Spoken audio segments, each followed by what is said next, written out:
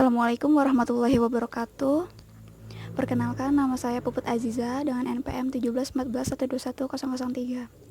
Di sini saya akan menjelaskan presentasi tentang Challenging the Land Degradation in China's Loess Plateau, Benefit, Limitation, Sustainability, and Adaptive Strategies of Soil and Water Conservation, di mana dalam bahasa Indonesia itu artinya adalah menantang degradasi lahan di Loess Plateau, China, dengan manfaat keterbatasan, keberlanjutan, dan strategi adaptif konservasi tanah dan air.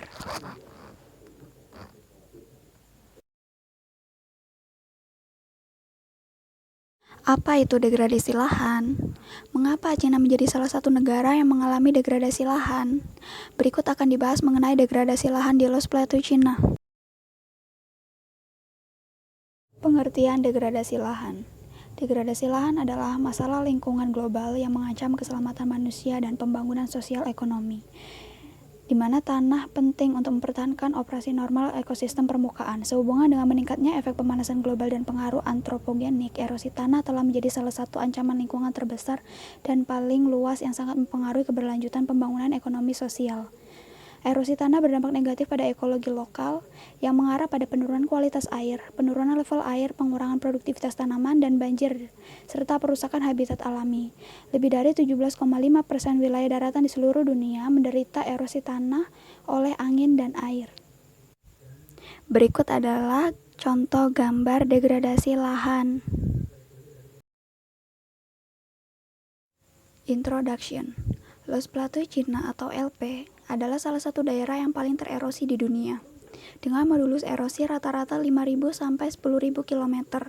Sekitar 90% endapan di Sungai Kuning berasal dari erosi tanah di LP. Sejak erosi tanah yang parah di Loess Plateau, China, massa sedimen diumpankan ke Sungai Kuning oleh angin dan aliran anak sungai dan telah mengalir ke saluran utama.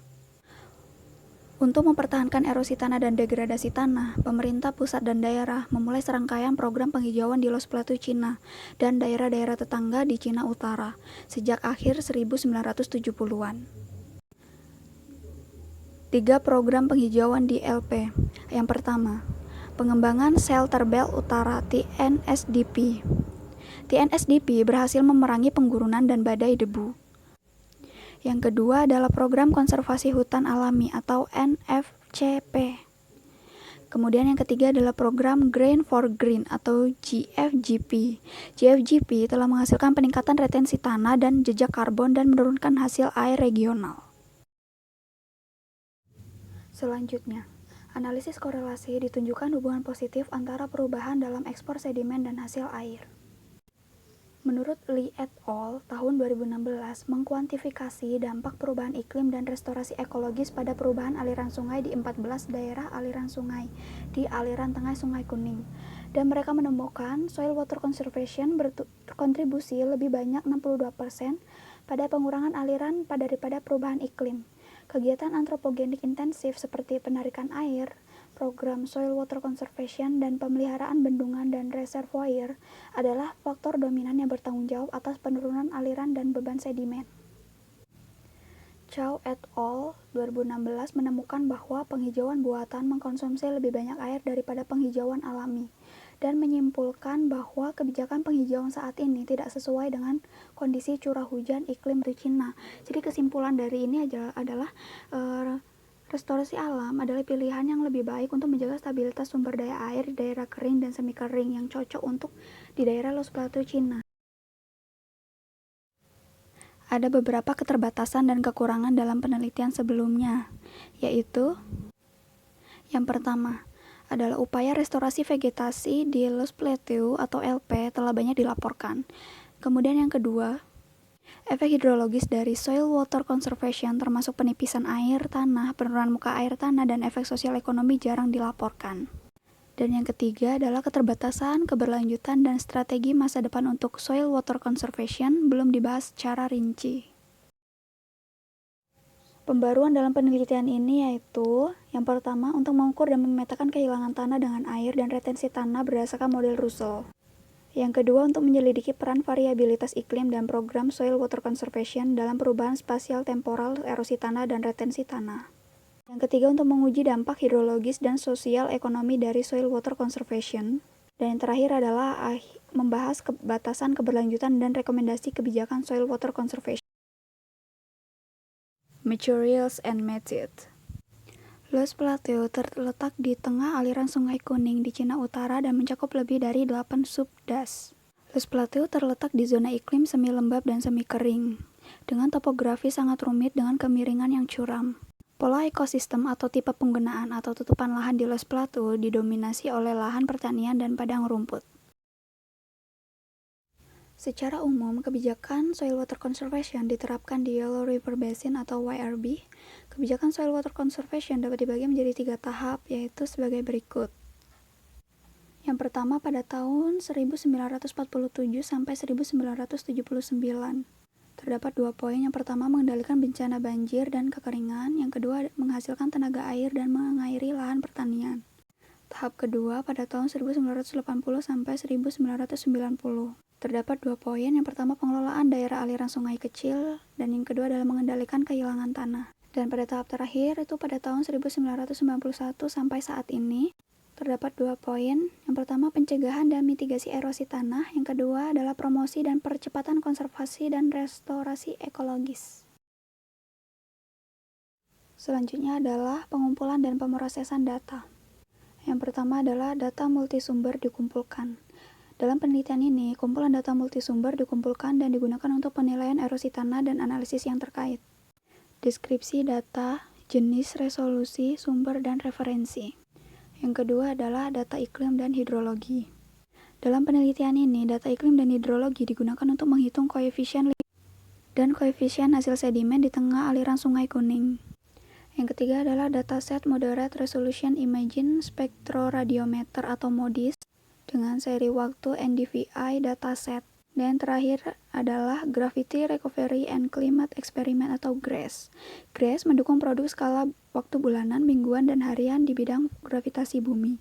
Data ini digunakan untuk menyelidiki variasi spasial temporal, TWS di LP, dan daerah tetangga. Selanjutnya adalah mengkuantifikasi kehilangan tanah oleh erosi air dan fungsi retensi tanah. Model persamaan hilang tanah universal yang direvisi atau Russell adalah model empiris yang dirancang untuk digunakan pada plot limpasan atau skala lereng Bukit Tunggal dan telah menjadi model yang paling banyak digunakan dalam memprediksi kehilangan tanah.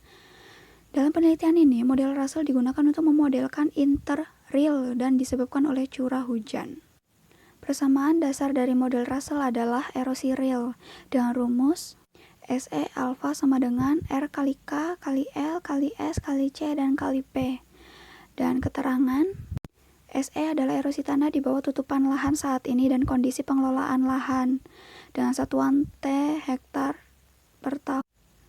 R, K, L, dan S mewakili erosivitas curah hujan dengan satuan M, J, M, M, H, C, dan P merujuk pada tutupan vegetasi saat ini dan faktor-faktor pengontrol erosi secara spektakuler.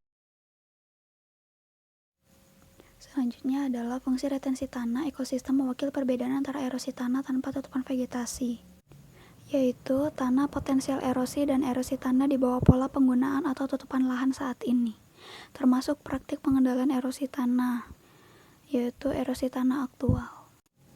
Validasi model estimasi modulus erosi. Dalam studi ini, validasi didasarkan pada perbandingan antara kehilangan tanah diukur dengan 13 derajat CS dan yang diprediksi dari model Russell. Penilaian efek kelembaban tanah soil water conservation.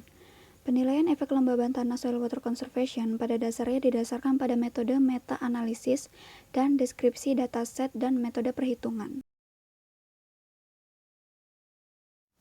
Penghitungan penyimpanan air terestrial atau terrestrial water storage.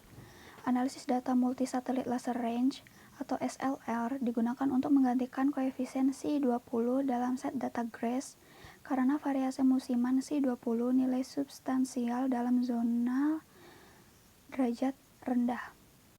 Terdapat 2 langkah, yaitu yang pertama menghitung rata-rata koefisien harmonik bola bidang gravitasi bulanan dan yang kedua menghitung variabel waktu anomali koefisien harmonik bola medan gravitasi. Result. Validasi estimasi erosi tanah. Validasi dilakukan berdasarkan perbandingan antara kehilangan tanah yang diukur dengan 137 CS dan diprediksi dari model.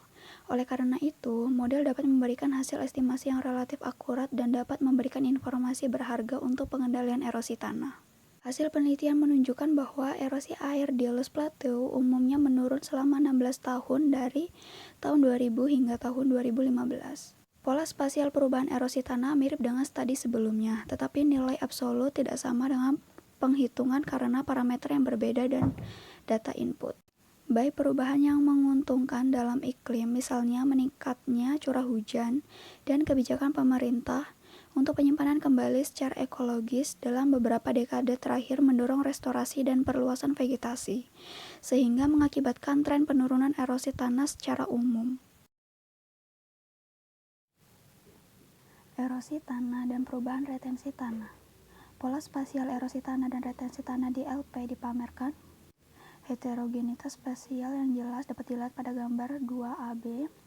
Intensitas erosi air yang relatif tinggi pada tahun 2000 dan pada tahun 2015 sebagian besar terletak di zona 2 dan zona 5 dan sebagian selatan zona 3. Efek ini dapat dijelaskan karena zona 2 dan 5 sebagian besar terletak di daerah dengan lereng yang relatif curam. Selain itu, tipe tutupan lahan utama diwakili oleh lahan pertanian dan padang rumput dengan tutupan vegetasi yang relatif rendah. Oleh karena itu, erosi tanah relatif serius. Erosi rata-rata regional moduli di Gansu dan Shanxi berada di atas 25 T hektar per tahun. Zona ketinggian 1.500 sampai 2.000 meter, 2.000 sampai 2.500 meter, dan 500 sampai 1.000 meter menyajikan intensitas erosi tertinggi.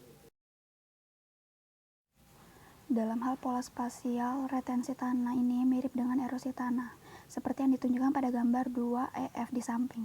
Retensi tanah yang relatif tinggi pada tahun 2000 dan pada tahun 2015 bagian besar terletak di zona 1, 2, dan 5, dan bagian selatan zona 3, khususnya untuk daerah pegunungan. Di daerah pegunungan, meskipun lerengnya curam dan curah hujan yang cukup, permukaan tanah ditutupi oleh hutan dengan tutupan vegetasi yang relatif tinggi, sehingga intensitas erosi relatif rendah dan fungsi retensi tanah vegetasi kuat. Dalam perbandingan antara tahun 2000 dan 2015, berdasarkan gambar 2GH di samping, retensi tanah di zona 2 meningkat dari 43,1 T per hektar per tahun di tahun 2000 menjadi 97,4 T per hektar per tahun di tahun 2015. Dan zona 5 juga melonjak sebesar 62,8% dari 24,5 T per tahun per hektar pada tahun 2000 hingga 65,8 T per hektar per tahun pada tahun 2015. Tren peningkatan retensi tanah yang signifikan juga terdeteksi di berbagai wilayah administratif, zona ketinggian, dan tipe ekosistem. Pergerakan alami dan antropogenik untuk erosi tanah. Iklim yang menguntungkan mempromosikan kehijauan vegetasi. LP mengalami variabilitas iklim parah dalam 6 dekade terakhir. Dapat dilihat pada gambar 3. Yang pada gambar 3A itu anomali curah hujan menurun dengan cepat dan tahun 1961 hingga 1999 dengan kemiringan 1,65 mm per tahun.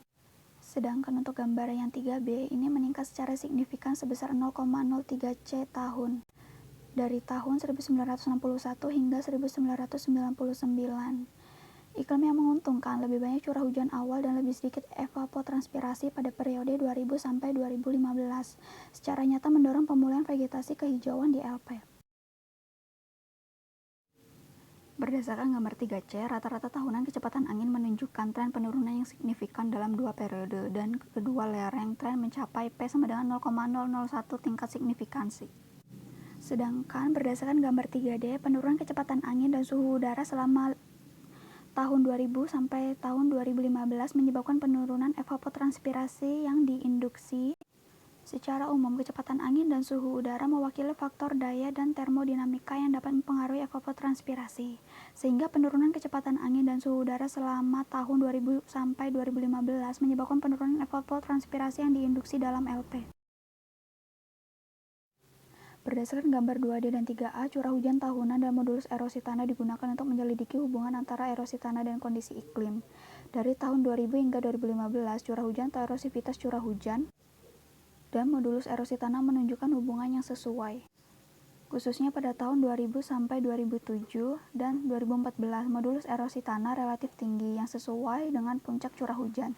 Karena itu, sebagai kekuatan erosi, curah hujan yang relatif tinggi mungkin berkontribusi pada peningkatan modulus erosi tanah.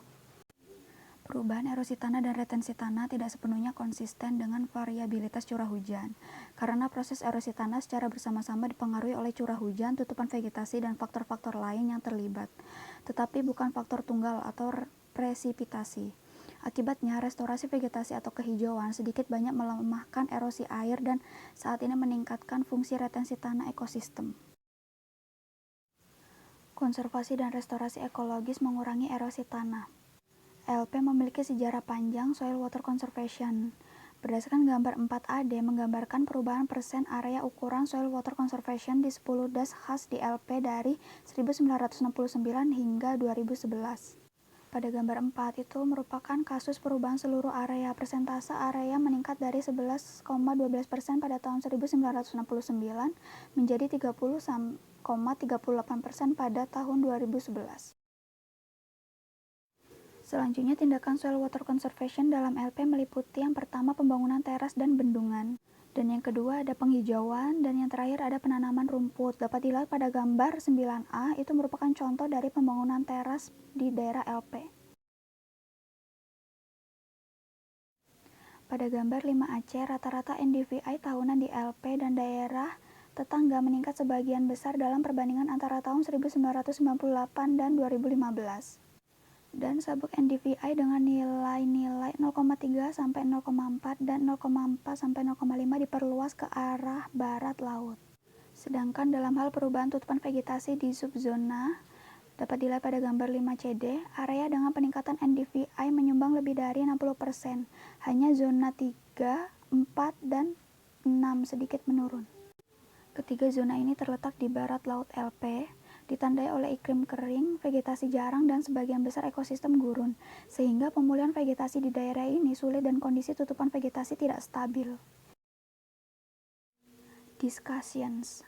Efek hidrologis dari soil water conservation. Efek limpasan permukaan dan air tanah.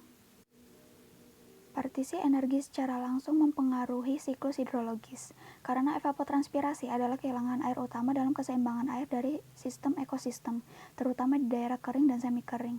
Menurut Lee et al. Tahun 2016, bahwa evapotranspirasi dari vegetasi yang dipulihkan menyebabkan berkurangnya limpasan di Tiongkok Utara. Demikian pula, peningkatan fungsi retensi tanah mempertahankan lebih banyak sedimen pada lereng dan jurang, sehingga akhirnya menyebabkan penurunan beban sedimen. Berdasarkan gambar 6, di LP penghijauan skala besar yaitu GFGP dilaksanakan secara luas, dapat meningkatkan evapotranspirasi dan dengan demikian menginduksi penurunan aliran sungai. Seperti yang ditunjukkan pada gambar 6, hasil sedimen di tengah aliran Sungai Kuning telah menurun secara substansial sejak program penghijauan dilakukan sekitar tahun 2000. Selanjutnya, berdasarkan gambar 7, perbandingan anomali TWS atau Terrestrial Water Storage di Cina Utara termasuk LP antara tahun 2002 dan 2015 menunjukkan anomali TWS di sebagian besar wilayah Cina Utara menurun. Seperti yang ditunjukkan pada gambar 7C, semua anomali TWS di 7 subzona LP menunjukkan tren penurunan yang signifikan. Selanjutnya ada efek kelembaban tanah. Berdasarkan gambar 8AC, kelembaban tanah dari kawasan program AFOR buatan menurun sampai batas tertentu di zona iklim yang berbeda. 3 zona curah hujan menunjukkan tren perubahan yang konsisten, tetapi tingkat signifikansi dan rasio kelembaban tanah yang menurun secara substansial berbeda. Berdasarkan gambar 8DF menunjukkan tipe konversi penggunaan lahan yang mempengaruhi RD. Lahan yang dikonversi dari lahan pertanian menjadi hutan atau semak memiliki RD yang lebih besar daripada jenis konversi gurun menjadi hutan atau semak dan padang rumput menjadi hutan atau semak. Berdasarkan analisis menunjukkan bahwa konversi penggunaan lahan yang disebabkan oleh soil water conservation menghabiskan air tanah, atau khususnya untuk jenis konversi lahan pertanian menjadi hutan atau semak. Deng et al. Tahun 2016 juga menemukan bahwa kelembaban tanah berkurang secara signifikan di daerah yang sengaja direstorasi. atau penghijauan buatan, tetapi tidak yang telah dipulihkan secara alami atau restorasi alami. Dalam LP, alfalfa atau Medicago sativa adalah spesies dominan yang digunakan untuk restorasi padang rumput, yang memiliki akar tunggang yang kuat dan menghasilkan tekanan hidrolik yang kuat. Berdasarkan studi menemukan bahwa kelembaban tanah di lahan pertanian yang ditinggalkan menurun secara signifikan oleh penghijauan buatan, tetapi tidak restorasi alami. Selanjutnya ada efek sosial ekonomi. Tanah pertanian di sebagian besar wilayah LP ditandai dengan kesuburan dan produktivitas tanah yang rendah. Soil water conservation yang diterapkan dalam LP yaitu meliputi: yang pertama, memperkuat konstruksi lahan pertanian dasar; yang kedua, mengembangkan industri pemulihan fitur; dan yang ketiga, fasilitas agrikultur dan peternakan hewan herbivora. Berdasarkan gambar 9GL, saat ini pembangunan hutan ekonomi ekologis mempromosikan formasi apel, tanggal merah, buah kiwi, prem, dan buah segar lainnya di industri, yang mewakili sumber utama pendapatan petani dan telah secara efektif membantu petani keluar dari kemiskinan. Selanjutnya ada tindakan soil water conservation yang telah diterapkan, yaitu meliputi pertanian hemat air, struktur penanaman dan larangan, serta pemberian pakan kering. Dari semua tindakan tersebut menghasilkan hasil mengurangi erosi tanah, memperbaiki struktur tanah, kesuburan tanah, dan kemampuan anti kekeringan. Secara umum, soil water conservation yang diterapkan dalam LP mencapai efek win-win yang luar biasa, yaitu manfaat sosial dan ekologis, yang tidak hanya mempromosikan perlindungan dan restorasi ekologis, tetapi juga mempercepat pembangunan ekonomi berkelanjutan dan transformasi pertanian. Selanjutnya ada batasan keberlanjutan dan rekomendasi kebijakan soil water conservation. Yang pertama ada pengurangan air permukaan. Hasil penelitian menunjukkan bahwa soil water conservation di LP secara signifikan mengurangi limpasan dan hasil sedimen di das midstream Sungai Kuning. Secara umum, lahan pertanian terlantar mengurangi erosi tanah, tetapi juga dapat meningkatkan limpasan air. Menurut Yan et al. Tahun 2015 menunjukkan bahwa padang rumput buatan mengkonsumsi lebih banyak air untuk mengendalikan kehilangan tanah dibandingkan dengan padang rumput alami. Restorasi ekologis harus ditransformasikan dari tindakan berbasis spesies sederhana menjadi komunitas berbasis sifat, untuk menyeimbangkan fungsi hasil air dan retensi tanah dan untuk memaksimalkan berbagai layanan ekosistem. Yang kedua ada penipisan air tanah dan mengimbangi upaya penanaman kembali. Meta-analisis dalam LP menunjukkan bahwa program aforestasi skala besar dan berlebihan menghabiskan sumber daya air tanah dan mengonsumsi air tanah yang lebih dalam daripada lahan pertanian. Pada dasarnya, restorasi ekologis tidak dapat dianggap hanya sebagai peningkatan area aforestasi dan percepatan generasi tanaman. Strategi pengelolaan juga diperlukan untuk mencapai keseimbangan antara penyediaan air dan pengendalian kehilangan tanah untuk berbagai jenis penggunaan lahan. Dengan demikian, kita harus dengan cermat memilih tipe restorasi ekologis untuk meminimalkan pertukaran antara hasil air dan retensi tanah, yang akan mendukung pengambilan keputusan untuk soil water conservation dan restorasi ekologis. Dan yang ketiga atau yang terakhir, ada penurunan TWS atau Terrestrial Water Storage menghambat pembangunan berkelanjutan. Tanah dianggap sebagai sumber air tawar utama dalam produksi industri dan kehidupan manusia, yang menyumbang sekitar 33% dari total pengambilan air di seluruh dunia. Di LP, pengembangan pertanian tada hujan mengkonsumsi sejumlah besar air tanah untuk keperluan irigasi. Akibatnya telah menyebabkan penipisan air tanah dan penurunan tingkat air tanah. Sebaliknya, pertanian hemat air, misalnya irigasi tetes, irigasi mikro, dan teknik mulsa, dapat meningkatkan efisiensi penggunaan air dan menghemat sumber daya air. Conclusion atau kesimpulan.